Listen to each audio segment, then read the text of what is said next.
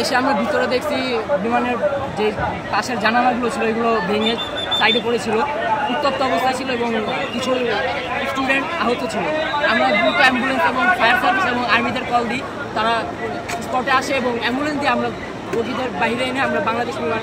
আপনার নাম কি? আমার নাম ইমন ইসলাম। আপনি কোন ক্লাসে? Second year. Inter second year এখানে। দোতলা বিল্ডিং, নিচতলা যেখানে সিঁড়ি থাকে সেখানে আপনার জেট ফাইটার বিমানটা সিঁড়ি দিয়ে ভিতরে ঢুকে গেছে। ঢুকে যাওয়ার পরে ওই পাশে যে 4টা রুম আছে, রুমে ক্লাস হয়, আর এই পাশে 4-5টা আছে, ওখানে 3-4 ওরকার স্টুডেন্টগুলো একটা বাই করা যায় না, আর এই পাশেগুলো সবগুলো বাই করা গেছে। অনুমানিক যেগুলো ডেড বডিগুলো ছিল এরা সেনাবাহিনীর গাইড করে হেলিকপ্টারে নিয়ে যাওয়া হয়। বিমানটা বিধ্বস্ত হয়েছে কোন জায়গায়? ক্লাসরুমে নিচতলা নিচতলা ক্লাসরুমের বিস্ফোরণ হয়েছে, ভিতরে ঢুকে গেছে, ক্লাসের ভিতরে ঢুকে গেছে। ক্লাসের ভিতরে ঢুকে গেছে? হ্যাঁ, ঢুকে বিস্ফোরণ, আগুন ধরে গেছে? আগুন ধরে গেছে। আচ্ছা, ওখানে কোন কোন ক্লাস ছিল? ওখানে আছে 4, 5 আর 3, 3টা ক্লাস। 3টা ক্লাস ছিল। আনুমানিক কি পরিমাণ স্টুডেন্ট হতে পারে এক ক্লাসে? কি পরিমাণ? আপনার কি কেউ পড়ে এখানে?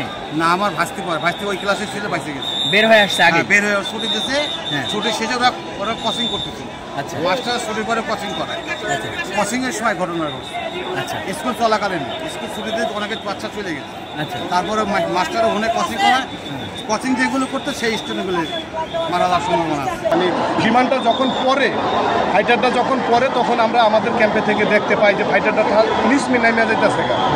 নামার পরে আমি আমার এই স্যারে আরও আমাদের টিভিডিও স্যার ছিল রাজীব স্যার, ওনাকে বললাম পুরো তাৎক্ষণিকভাবে যাও।